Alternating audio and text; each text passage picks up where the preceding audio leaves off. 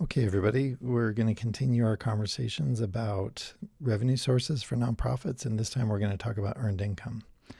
From this, I want you to be able to demonstrate an understanding of unit economics and true costs when it comes to earned income for nonprofits.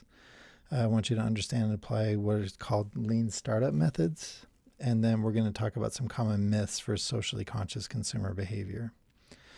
So first, let's talk quickly about kind of the shift to earned income. This is a principle we covered at the very beginning of the semester, but essentially this is the reality of it. Private donations as a share of nonprofit revenue have shrunk.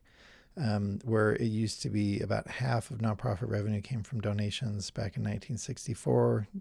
Now it's the last time I've seen this measured on a relative basis was 2011. And so you can see that donations as a share of nonprofit revenue have shrunk quite a bit. This is private donations, not including government grants and other things. But during that time period, the reason the shift has happened is not because donations have gone down on a total number, but on a relative basis, and that's relative to earned income. The nonprofit sector has grown dramatically because more earned income has helped fuel that growth. Earned income grew by 600% during this time period. And it now accounts for over 70% of total nonprofit revenue. And for non-health related, like non-hospital nonprofit revenue, it's 43%, which is the largest single source of revenue for nonprofits.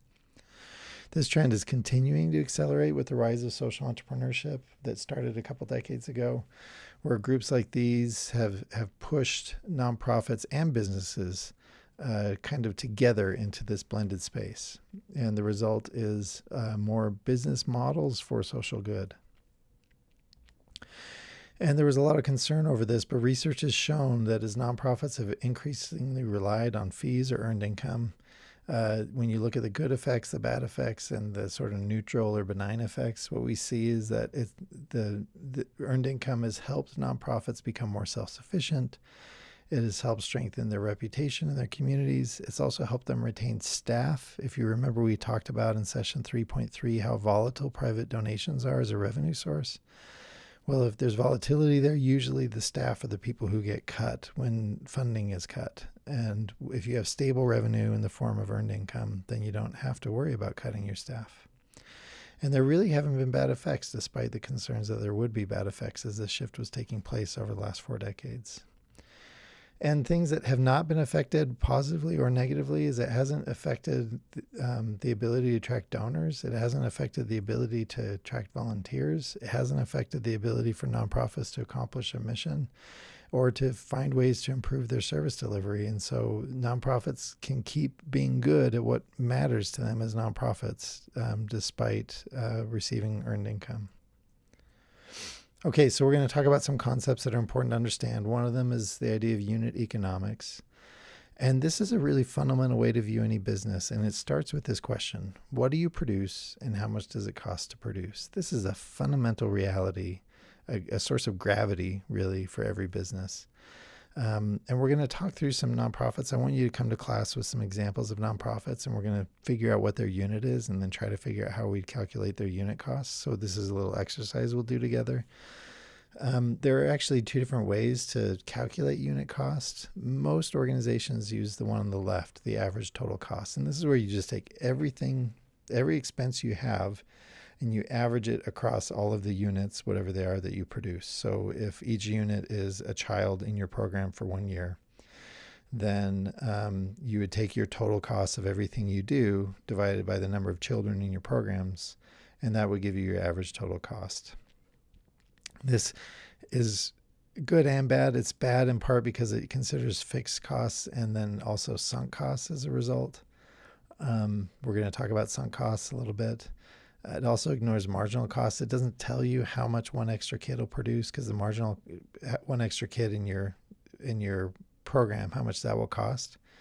But because the marginal cost is actually probably cheaper to add one child.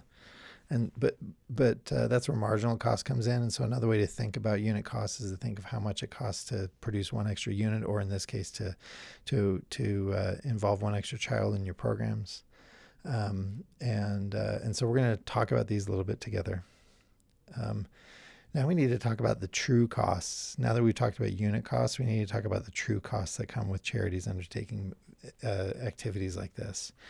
And there's a great Harvard Business Review article written by Foster and Braddock, who both work for, at the time they were working for a nonprofit consulting group called Bridgespan. And they did this great study on a nonprofit in Kansas City. And at the time they wrote this article, there was a lot of pressure on nonprofits to engage in more business-like activities as part of the social entrepreneurship movement. In this study, they found their argument was that there's every reason to believe that most earned income ventures undertaken by nonprofits are not actually profitable. Now, this is in this context of nonprofits taking on businesses outside of their core activity, because obviously nonprofits have been relying on earned income for years prior to this research. But they use as a case study the example of a nonprofit in Kansas City that worked with troubled youth, and a donor enamored by this idea of earned income as a sustainable resource, thought to themselves, hey, let's donate the resources to buy a commercial kitchen. And then the nonprofit can train the kids in the kitchen to make some food of some kind that the nonprofit can then sell at a profit. So the organization agreed to this. And in fact, I think they were involved in pitching it to the donor. And so they produced salad dressing. I use Newman's Own because there's a story I'll tell about them when we're in class together. But the nonprofit launched this salad dressing business made by kids, troubled youth who were learning vocational skills. And they told the world that they were making 35 cents a bottle, but they weren't calculating true costs. They weren't thinking about all of the things that went into making this salad dressing business. And when you looked at just immediate cost, it turned out they were actually losing $7.18 per bottle of salad dressing. If you looked at opportunity costs, it was actually costing them, and staff time and everything that went into that, it was actually, they were losing $86.50 per bottle of salad dressing. And the reasons for this was because they weren't pursuing it in a truly business-like fashion. They weren't thinking through all of the costs that went into this. Now, that doesn't mean that this is necessarily a bad activity. You know, it might be okay that this is happening because you're educating these kids and vocational skills that could serve them well. But the point is the nonprofit thought that they were making 35 cents a bottle when they weren't. And there was a lot of subsidy happening. And the concerns that the authors had about businesses like this are in this bullet list on the left. And we're going to talk about that list together in class. If as a nonprofit you decide you want to take on a business model of some kind, the absolute best approach is the Lean Startup method. Now, Lean Startup is a book that I highly recommend. It's probably the most popular book out there on entrepreneurship right now, but I'm going to give you a quick summary of the Lean Startup method. And it's a very scientific approach to building something, to building a business. You essentially start first with a hypothesis. It's an idea for the business that you think will work. And then there are 3 steps that you follow. The first is you build whatever it is that you plan to sell. And what you build is the simplest, cheapest, quickest version you can. The one that requires the least effort to get somebody to give you money.